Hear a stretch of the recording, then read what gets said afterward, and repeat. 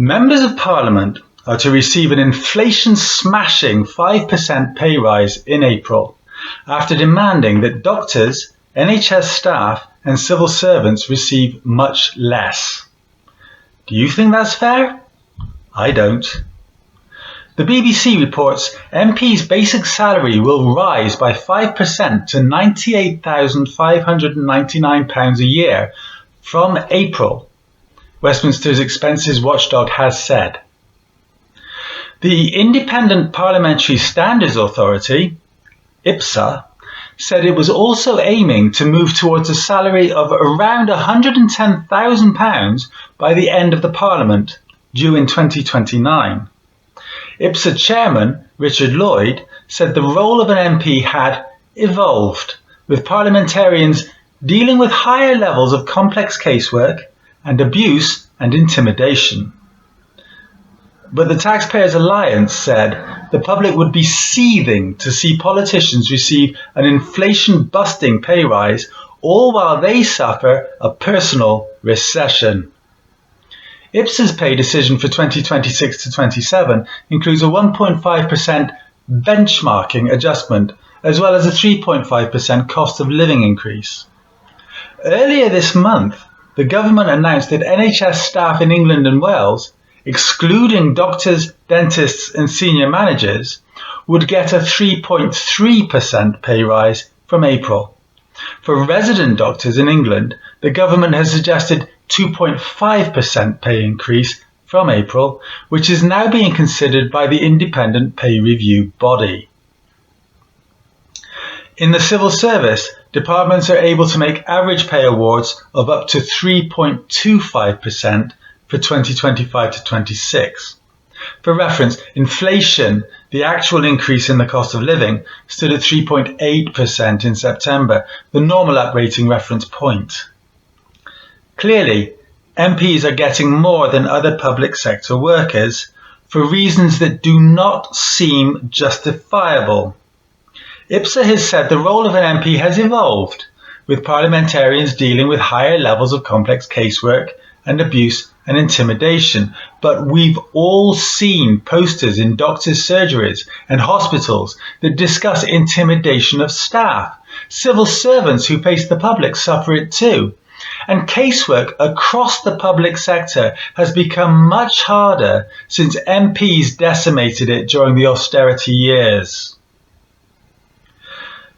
The benchmarking element is key. IPSA compares MPs to senior civil servants and international equivalents. In other words, they're adjusting to reposition MPs' salaries relative to other high-level roles, not simply matching inflation. That's the technical explanation. But the political reality looks different. When nurses, porters, paramedics and hospital admin staff are told 3.3% is generous, even though it trails September's 3.8% inflation, and resident doctors are offered 2.5%, a 5% rise for MPs reads as self-reward. And doctors, nurses and civil servants don't get benchmarking adjustments, at least not in the same way. NHS staff pay, including nurses and most doctors, is determined through independent pay review bodies such as the NHS Pay Review Body and the Review Body on Doctors and Dentists' Remuneration. These bodies can consider labour market comparisons, recruitment and retention pressures, and private sector equivalence, which is a form of benchmarking in a broad sense. However, there is no routine, ring-fenced benchmarking adjustment added on top of cost of living increases. Any structural repositioning, for example, regrading roles or changing pay bands, usually happens through major negotiated reforms, not as an annual uplift, and awards are often constrained by Treasury remit letters, which set affordability limits before the review body's report. Civil servants are even more tightly controlled. Pay frameworks are set centrally by the Cabinet Office in Treasury, with departmental caps, for example 3.25% average awards. Departments can vary distribution internally, but there is no standing external body applying a formal benchmarking increment each year. So, the key distinction is this: MP pay has an explicit, formula-style benchmarking mechanism built into annual decisions. Public sector staff pay can reflect labour market pressures, but only within politically set fiscal constraints and without a guaranteed structural adjustment layer.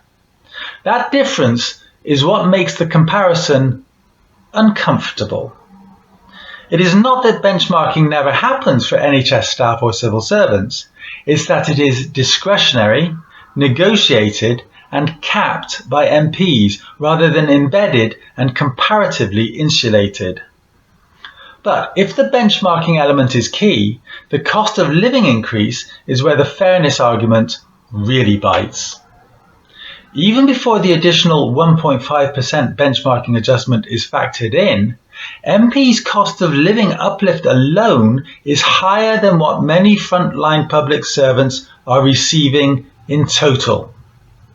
Shouldn't it be the same across the board? There are two competing principles at work. One is consistency. If inflation is 3%, January, or 3.8%, September CPI, the usual uprating reference, then a cost of living award should logically be anchored to that same figure for everyone funded by the public purse. That would look coherent and defensible. The other principle is role-based differentiation. IPSA argues that MPs' pay should be benchmarked against comparable senior roles and adjusted to maintain competitiveness. Under that logic, MPs are not treated as part of the general public sector pay pool. The political problem is that MPs are still funded by the UK public purse and still voting on public sector pay envelopes. Differentiating MPs' pay from the rest of the economy for the sake of parity with elected representatives in other countries does not take account of whether the economy in the UK, for which they must be responsible, remember, warrants it. It's the opposite of performance-related pay, if you like. And UK MPs' performance absolutely does not justify such special treatment. Also, when MPs' own cost of living increase is higher than the awards given to nurses, paramedics or junior doctors, it creates a visible asymmetry, even if the mechanisms differ. It is not a procedural inconsistency because different bodies set the awards, but it is a credibility inconsistency. If affordability limits apply to frontline services yet do not appear to constrain parliamentary pay in the same way, then MPs clearly don't deserve the increase they're getting. Whether it should be the same depends on whether you believe MPs are part of the same public service ecosystem as everyone else, or a separate constitutional category whose pay must float independently. Politically, most voters instinctively assume the former. Taken as a whole, this exorbitant and unacceptable pay leap for MPs reinforces three perceptions. There is one rule for politicians and another for everyone else. Affordability arguments apply downwards, not upwards. And inflation is flexible when convenient for politicians. IPSA will argue this is independent and rules-based. Critics will argue that IPSA is not fit for purpose and independence doesn't change optics, and optics matter in politics. The deeper issue is consistency. If September CPI is the benchmark for pensions and benefits, and if frontline staff are told fiscal constraints limit awards to around 3%, then a 5% parliamentary uplift creates a gaping credibility gap. Well, politics is a two-way street. If IPSA is insisting that MPs deserve better than the rest of us because of some mythical claim that their pay should be compared with that of politicians who have managed to make their countries perform better, and MPs' attitude is, never mind you, Jack, I'm all right, then why should UK citizens help them? It's time to stop thinking about your own struggles in isolation.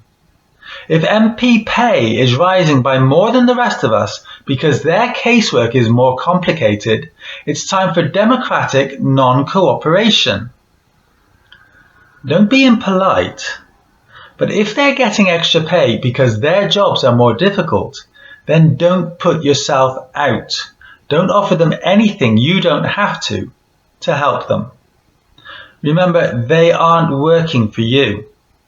Their only interest is in themselves.